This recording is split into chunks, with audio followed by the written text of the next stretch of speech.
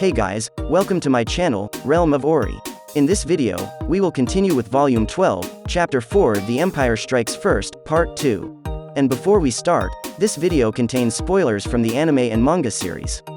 And by the way guys, please don't forget to subscribe to my channel and click on the bell icon to get notifications for upcoming videos. So without further ado, let's get into the video. The Imperial Conference was about to start. There were nearly 200 people assembled in the conference room.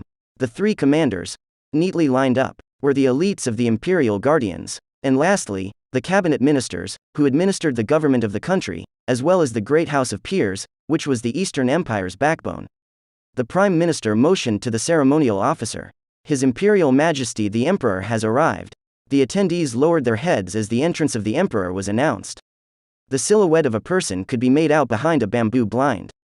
That person was the unifying emperor, Rudra Nam ul Nazca. He stood at the pinnacle of the Nazca Namrium Ulmeri, a united Eastern Empire, the strongest military power in the world. His figure was hidden on the other side of the bamboo blind, as were his true intentions, which were never revealed to anyone. Thus began the Imperial Conference, which would go down in history as weighing the benefits of their great expedition. Opinions were split on the great expedition. Those were the dividing lines this conference was stirring over. Between those who advocated caution and those who insisted frontal invasion. One person voiced opposition to the war. With all due respect, Your Majesty, I am against this. What a cowardly thing to say.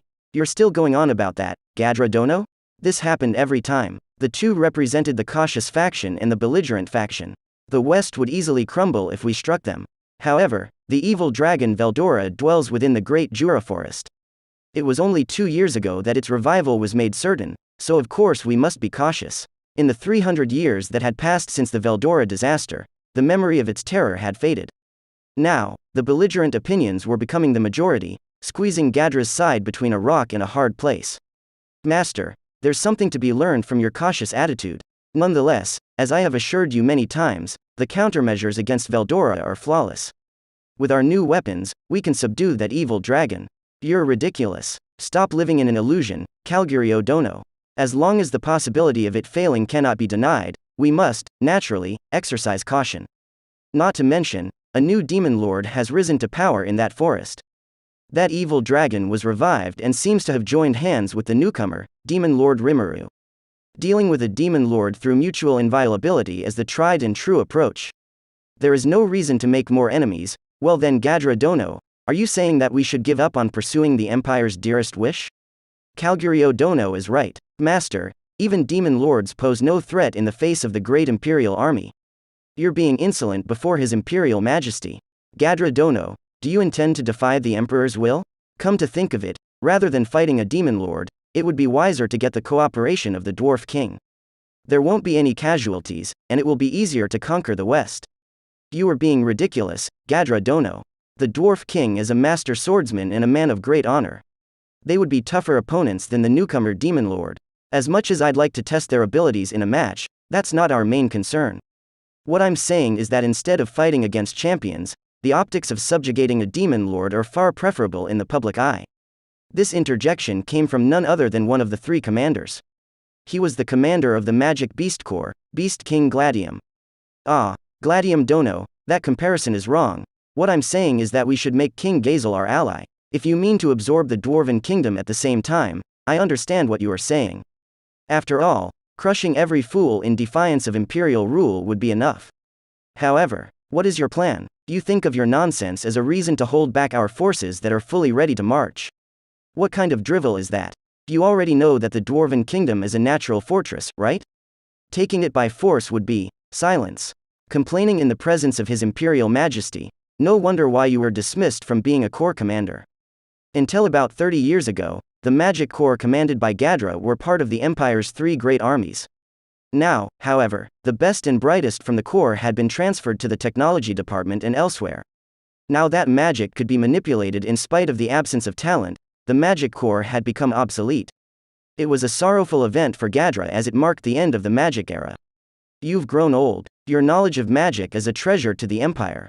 While I owe you my gratitude for your help in developing new kinds of magic weapons for my armored corps, as Gladium said, your remark just now was lamentable.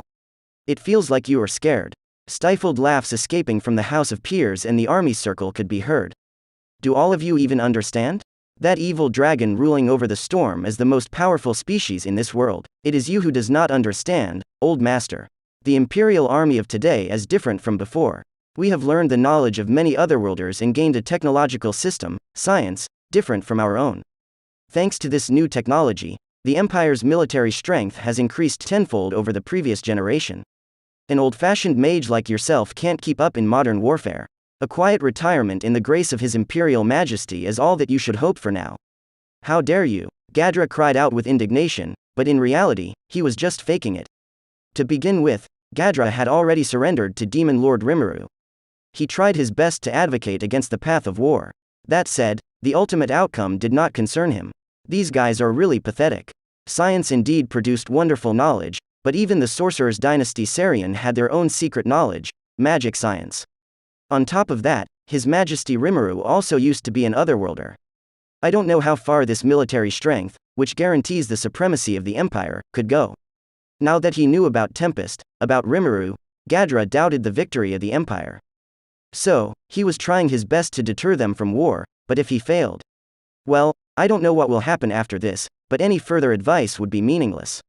In that case, the next step is to carry out His Majesty Rimuru's order, drawing the attention of the Imperial Army to the dungeon. Gadra quietly steeled his resolve.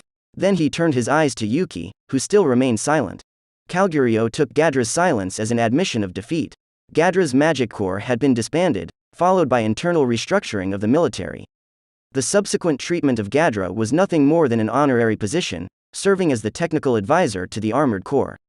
It was also Gadra's own decision to recommend that boy Yuki to be a corps commander. What a pain. Calgurio was not amused. Still, Calgurio held his grand achievements in high regard and didn't think he should be disrespected. In the end, he is a person of the past. Now, he's just an orthodox old man causing trouble, huh? Calgurio held a sincere conviction that the armored corps was the only way they could demonstrate the might of the Empire to the world. With an army of this might, be it Veldora or a demon lord, there is nothing to fear. My army alone can conquer the world. With such confidence in heart, Calgurio observed Gadra. That was when he noticed. Gadra had fixed his eyes on Yuki for a while now, and then Yuki spoke up out of the blue. I also agree that old Gadra is being too prudent. From my perspective, you are overly cautious of the storm dragon. As Commander Calgurio said, we can take care of him with the current Imperial Army, don't you think?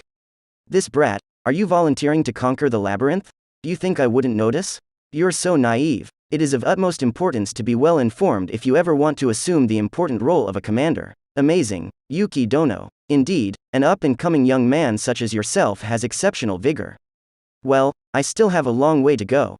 More importantly, in my opinion, even if we are going to war, we still need to investigate, don't we? To get out of the Great Jura Forest, we need to pass through the dominion of Demon Lord Rimuru. And by the way, I heard an interesting story about how this capital of the Demon Lord can escape, buildings and all, into the labyrinth. Oh, a labyrinth? Yeah, to be precise, a dungeon. I don't know what the reason is, but allegedly the capital city could vanish from the face of the earth, leaving nothing but a very large gate above ground. How foolish. I suppose you're going to offer to investigate the labyrinth and then steal the authorization to conquer it, but that would be mighty presumptuous. Are you sure that information is correct? If what you said is true, then we can't ignore the dungeon. They might attack from the rear after the army passes through. You're right. If the West isn't stupid, they've probably fortified a defensive line. If our supply chain were to be cut off by the Demon Lord's army, our troops would be in a bind. Then, passing the Great Jura Forest will be dangerous.